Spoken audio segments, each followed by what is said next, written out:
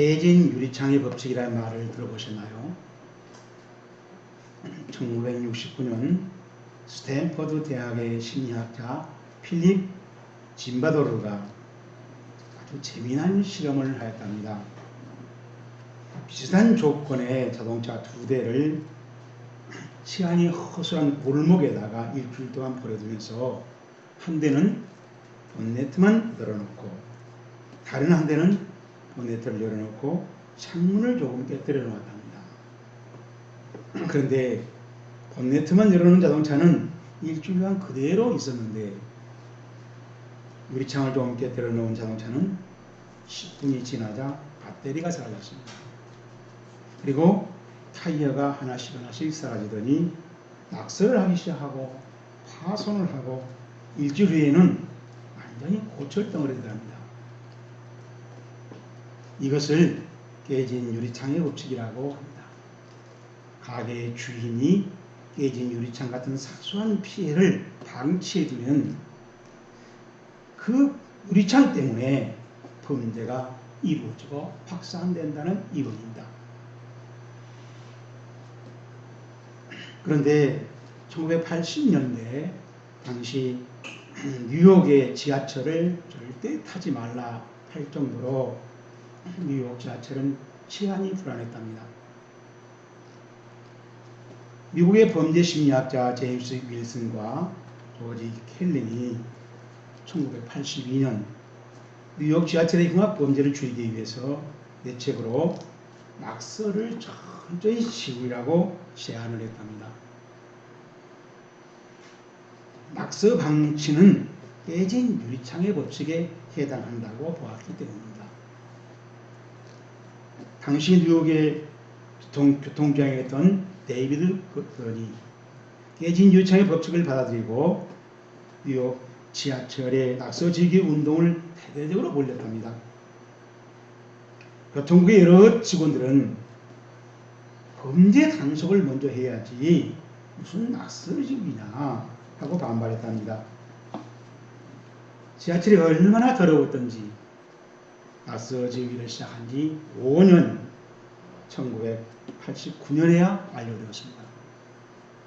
그런데 놀라운 사실은 계속 증가하던 지하철의 흉악 범죄가 낙서를 지우고 나자 75%로 격감하더랍니다.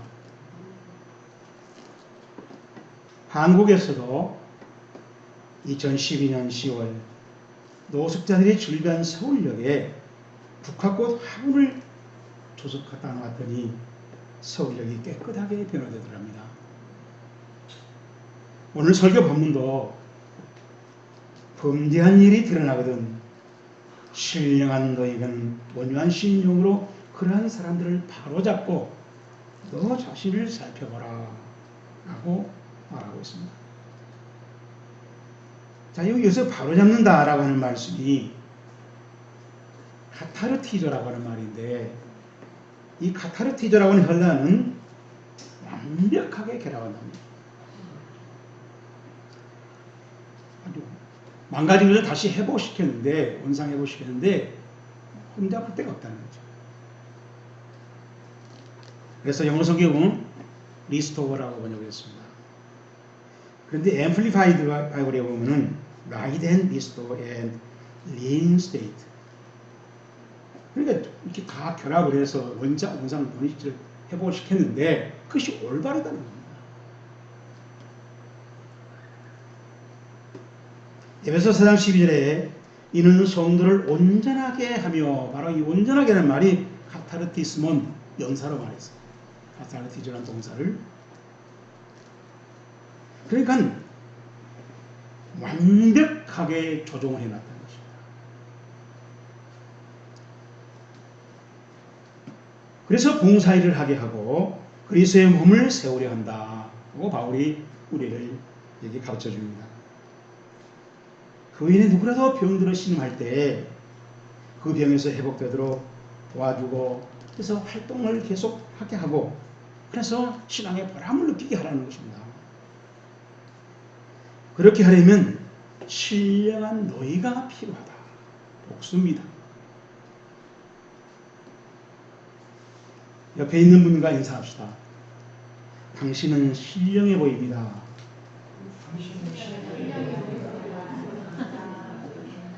아닌데요. 나는 신령하지 않는데요. 라고 말하고 싶은 사람도 있을 것입니다. 그래서 바울이 말한 신령한 너희라고 하는 말이 펠마티코이라고 하는 복수인데, 성령이 우리에게 보혜사로 역사하실 때 그 보혜사의 감동 감화에 민감하게 받는 그런 수준으로 신앙생활을 하는 사람을 말합니다.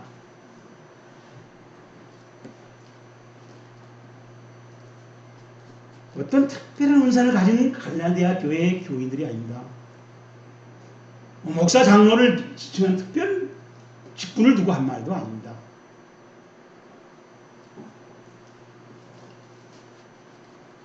이미 성령 받아서 그 성령한테 잘 순종하고 조화를 이루는 신앙생활.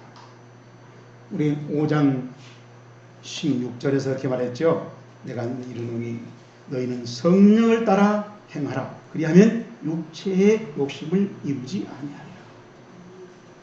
육체의 욕심이 이루어지지 않고 성령을 따라서 성령이 감동한 대로 인도한 대로 그 신앙생활에 충실한 사람, 그런 사람이 교회에 있어야 되고, 그런 사람이 활동을 역할을 하면 그 교회는 건강해진다는 거예요.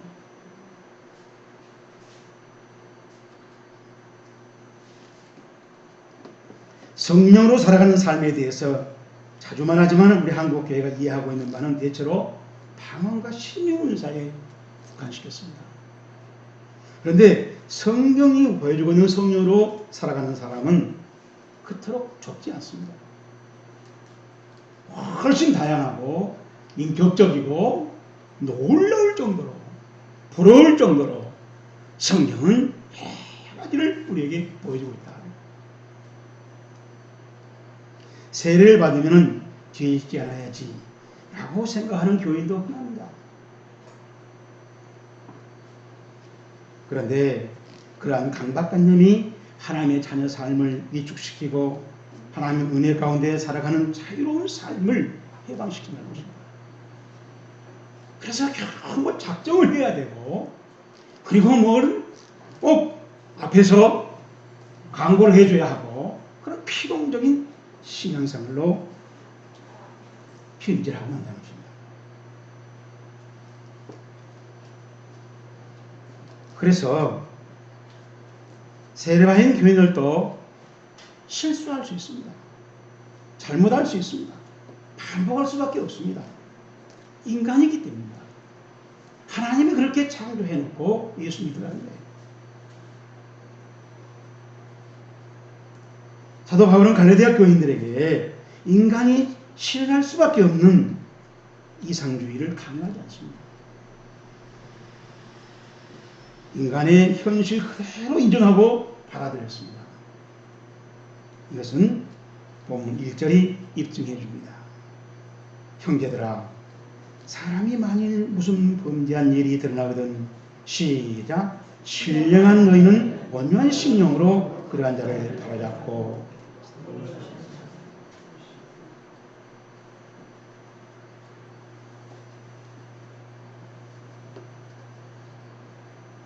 그 범죄가 드러난다 라고 하는 이 말이 푸돌렘프세이, 세이란 말이 붙으면 수동태예요. 그래서 어떤 사람이 죄를 짓고 금방 한 번에 단순박어요. 한 번에 딱 드러났어요. 빼도 박도 못하죠. 자, 그럴 때 그 범죄가 바로 파라푸토마이라고 했어요. 그래서 이것을 역겨워서 파라푸토마티를 했는데, 파라란 말이 옆에란 말이에요. 그리고 피토라는 뭐 넘어지고 떨어지고 떨어져 나가는 겁니다. 떨어져 나가서 옆에 있는 거예요. 옆에. 일부러 죄를 크게 지은 게 아니라 안 지으려고 했지만은 마치 우리가 얼음판을 걸어가는데 굉장히 조심조심 걸어갑니다. 근데 어떻게 해서 미끄러져서 넘어졌어요. 그래가지고 그 얼음이 깨져서 물속에 빠졌어요. 낭패지요. 자, 그런 실수 같은 죄를 말해요. 아무리 조심했지만은 우리가 그 어림에 익숙하지 못한지라 실수하는 그런 죄를 말합니다. 신실한 그리스도인이라도 이 세상 살이를 살아가는데 가장 어려운 점이 인간관계예요. 여섯 동안 살아가면서 그 사람들하고 관계하는 것이 그렇게 어렵습니다. 우리가 이웃을 찾아가서 아픔을 나누고 도움을 얻는 일이 드뭅니다. 신령한 성도라고 생각하고 가서 내 아픔을 털어놓고 같이 대화를 했는데 결과적으로 보니까 더 갈등에 빠졌어요. 그런 일이 허다하잖아요. 그렇게 상처받은 교회는 슬픔과 애로움으로 다시 회복할 기회를 놓쳐버립니다. 그런데 이상한 점은 상처받았다는 사람 많은데 상처를 줬다는 사람들은 별로 나타나지 않아요. 자기들은 항상 경건하게 살고 항상 자기는 기도하면서 살고 하나님 뜻대로 산다고 생각하는 사람이 너무 많다는 거예요. 안타까운 착각이죠. 그래서 바울이 염려하는 바는 실수한 교인보다 성령 충만하게 살아간다고 생각하는 바로 그 교인들입니다. 그들은 자신들이 실수하지 않고 경건하게 살고 있다고 자부하기 때문에 교인들 누가 잘못하면은 상당히 그 교인들이 잘못한 죄를 지적하고 탓하고 그리고 비판하고 정죄합니다. 이러한 일은 실제로 갈라디아 교회 안에서 볼 수 있었습니다. 그러므로 바울은 갈라디아 교인들의 신앙생활의 문제를 덮어두지 않고 올바른 해결 방안을 제시했는데 신령한 신앙인들이 잘하라는 거예요. 그때 역할을 제대로 하라는 것입니다. 그러면 오늘은 신령한 믿음 생활을 어떻게 하는 건지 오늘 바울이 말한 설교 본문을 자세히 살펴보고 배우자는 것입니다. 1절 말씀 봅니다. 형제들아 사람이 만일 무슨 범죄한 일이 드러나거든 신령한 너희는 시작 온유한 심령으로 그한 자를 바로잡고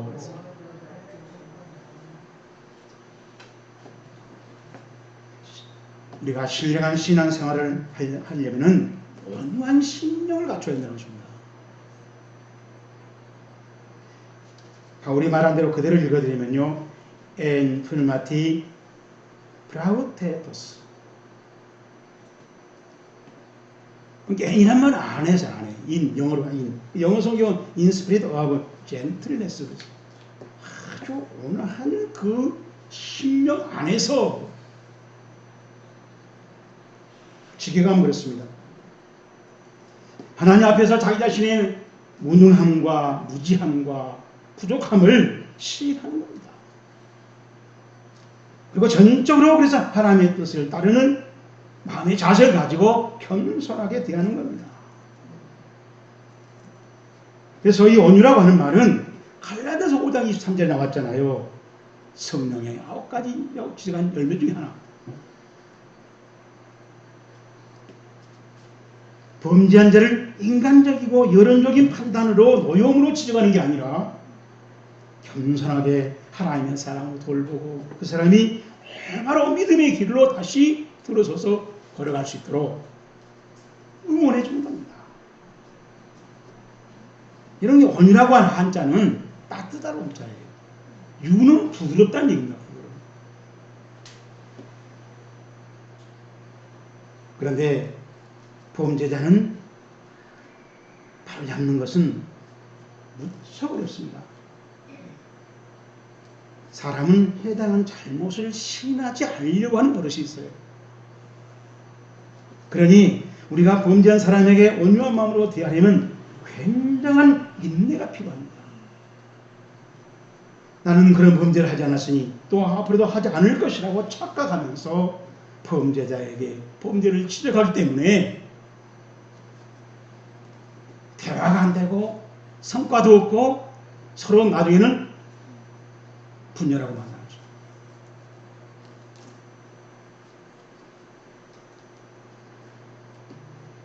그래서 이런 착각이 화를 치밀게 하고 분노의 감정을 폭발시킵니다. 그러면 문제보다도 오히려 문제가 더 헝클어집니다. 그래서 우리는 의를 이루려고 좋게 시작했지만은 결국은 남이 되고 원수가 되고 결국은 답이 생겨버리죠. 그런데도 신령한 성도는 범죄한 사람을 만나서 오히려 더 한층 더 따뜻하고 부드럽게 상대해 주는 것입니다. 그게 바로 성령님께서 하신 대로 하게 됩니다. 만약 우리가 범죄하지 아니했다면 하나님을 거짓말한 자로 만드는 것이니 요한일서 1장 10절에서 말합니다. 누구나 다 우리는 범죄할 수 있고 그 범죄를 네가 먼저 했고 내가 늦게 했을 뿐이라는 것을 신령한 사람은 잘 알고 있다는 것입니다. 그래서 그 사람과 같이 그 아픔을 나누고 겪고 감당하고 그래서 우리 하나님 보시기에 누구나 우리 죄인이라고 하면서 그 사람을 격려합니다. 그 사람에게 용기를 줍니다. 바로 이런 신앙생활을 할 수 있는 사람이 신령한 사람이다. 이 신앙생활을 시도할 수 있기를 주님으로 축복합니다. 두 번째로 우리 2절 말씀입니다. 너희가 서로 짐을 지라 그리하면 시작 그리스도의 법을 성취하리라. 신령한 사람은 자기 짐을 지고 그리스도의 법을 성취한다 그랬어요. 성령님에게 순종하면서 살아가는 그리스도의 삶입니다. 그 순종은 하늘에서 이루어지 땅에서 이루어지는 하나님의 뜻이 이루어지게 하는 겁니다. 그래서 그리스도의 법이라고 해요. 구원이 이루어지고 하나님 나라가 이루어지고 하나님께 영광이 이루어지는 그런 삶을 살아가십니다. 우리 성경 하단에 각주 1이라는 말씀이 있어요. 뭐라고 써있습니까? 또는 무거운 짐을 이라고 써놨어요. 헬라어는 다 바레 바로스라고 하는 말이 바레라는 복수가 돼요. 이게 무거운 짐들이 하나둘이 아니라는 거예요. 사실은 도저히 혼자 질 수 없는 무거운 짐들입니다. 문제들, 걱정들 이런 것들을 같이 나눠지면은 우리 십시일반이라고 하잖아요. 그걸 같이 짊어지면서 서로 힘을 주고 같이 하라.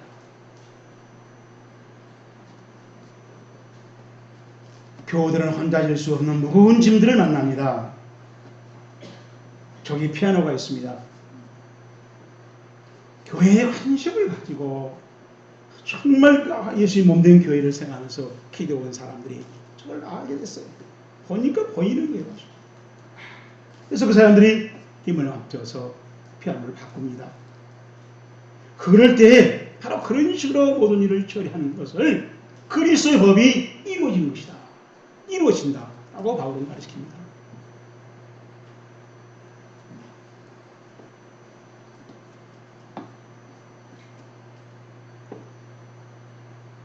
제가 대학 1학년 때 할아버지가 돌아가셨어요. 4개월 후에 어머니가 돌아가셨습니다. 아버지는 너무 심란한 나머지 충격을 받아서 농약을 한 번 1년에 성업을 해야 되는데 한 번을 빠뜨려 버렸어요. 그래서 벼농사가 방타져가게 됐습니다. 벼가 이렇게 숙여내 뻗어 서 있는 거예요. 온 동네 사람들이 얼마나 조롱하고 비웃었겠어요. 정신이 있냐 없냐, 농사꾼이 맞냐 틀리냐. 저는 그 아버지가 무척 안쓰러웠습니다. 그래서 겨울방학 때 집에서 집안일을 탁 치는 대로 도왔습니다. 그러다가 동네 정육소에서 벼를 찍고 쌀을 집으로 가져오는데 집가마에 쌀 가득 담고 제가 지혜로 치고 오다가 무거운데 지게를 받쳐야 하는데 받칠 턱이 없어서 그냥 지고 왔어요. 너무너무 힘들어서 넘어졌습니다. 쌀을 흩어졌고 왼쪽 발은 팔목을 뼈었습니다. 그대로 한 달 동안 죽을 고생을 했어요. 바로 이 발해라고 하는 힘이 그거 이끌집니다. 나를 넘어뜨리게 하고 망가뜨리게 하고 다치게 하는 그런 무거운 짐을 말합니다. 그렇게 무거운 고통의 짐을 지고 하는 교인을 보게 되면 얼른 가서 같이 반으로 셋으로 4분의 1로 나누라는 것입니다. 그래서 그 사람이 다시 힘을 얻도록 용기를 얻도록 하라는 것입니다. 고린도서 2장 12장 12절에 몸은 하나인데 많은 지체가 있고 몸의 지체가 많으나 한 몸인 것 같이 그리스도도 그러하니라. 교회를 몸으로 비유하고 설명하고 있습니다. 몸은 여러 지체로 이루어졌습니다. 그런데 우리 이 하나는 아파도 잠을 못 이루잖아요. 저는 늘 자주 허리가 삐입니다. 그거 어찌들 못해요. 왜? 온 몸이 그 고통을 같이 느끼느라고. 그런데 느낀 동안에 난 병신이 되어버린 거죠. 온몸이 다 망가진 게 아니라 딱 한 군데 허리가 조금 삐었을 뿐인데 내 몸 전체는 병신 환자가 되어버립니다. 교회가 그래야 된다는 것입니다. 나만 응답받고 나만 축복받고 나만 할렐루야. 얼마나 교만하고 착각에 빠진 신자냐.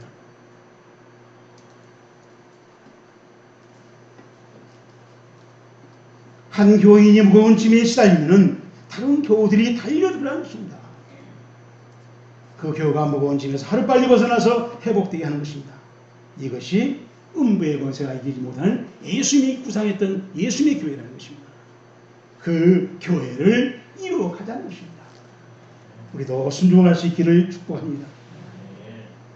마지막으로 5절 말씀입니다. 각각 자기의 짐을 질 것이라 했습니다. 신령한 사람은 자기 짐을 진다는 것입니다. 우리가 2절에서 봤습니다. 저기서 2절의 짐은 바로스라고 하는 말을 복수로 바레라고 했는데 이것은 무거운 큰 짐이라는 것입니다. 그런데 5절에서 말한 짐은 포르티온, 이것은 군인들이 지고 다니는 짐이 말이에요. 이게 군대 가면 따올뼈 있잖아요. 자기 꼭 필요한 물건을 그 따올뼈에 다 담아놓고 관리를 해요. 자기 살림살이죠. 자기 몫입니다. 교회를 지금 설명하고 있습니다.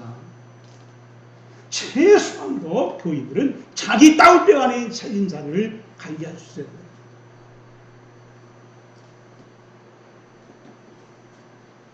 고린도서 12장 28절에 보면은 하나님이 교회 중에 몇을 세우셨으니 첫째는 사도요, 둘째는 선지자요, 셋째는 교사요, 그 다음은 능력이요, 그 다음은 병 고치는 은사요, 서로 돕는 것과 다스리는 것과 각종 방하는 것이라 했습니다. 교인마다 역할을 주셨다. 그 역할을 건전하고 건강하게 하는 것이 순종이고 신앙생활을 잘하는 것이라는 것입니다.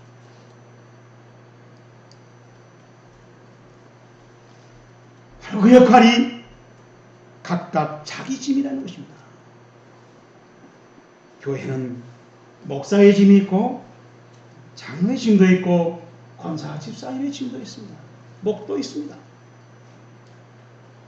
그런데 목사의 몫을 집사에게 맡기면 그 교회는 골병듭니다. 더구나 힘든 것은 자기 몫을 하지 않으면서도 잘하고 있다고 고개 끄덕끄덕 하는 거예요. 이것은 목회자를 환장하게 합니다.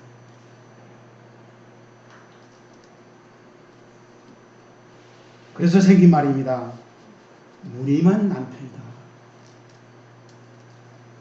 교회로 말하면 무림한 권사입니다. 이 무림한 목사고 무림한 권사고 무림한 집사일 때 그 교회는 사실 교회가 아니죠. 무림한 교회일 수 있죠.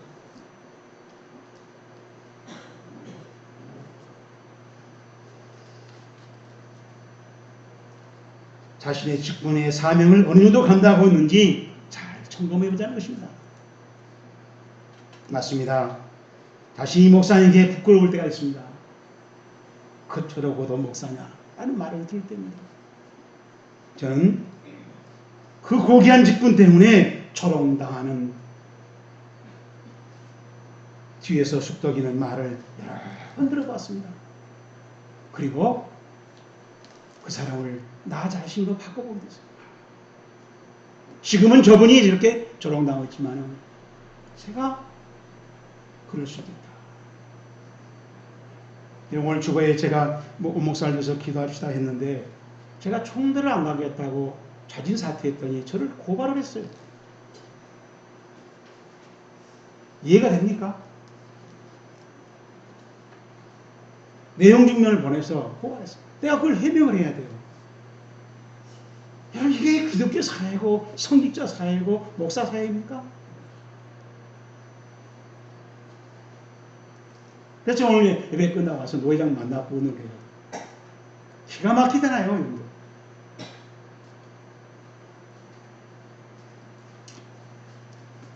저는 도저히 설명이 안 됩니다. 설명을 못 하겠어요.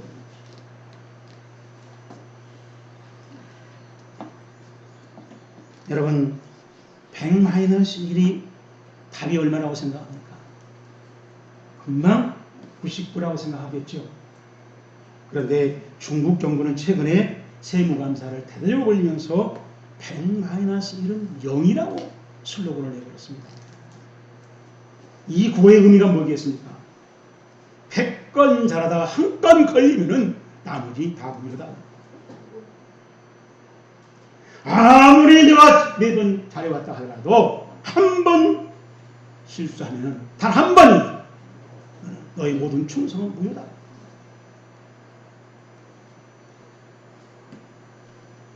자, 그렇다면 역으로 100 플러스 1은 무엇이겠습니까?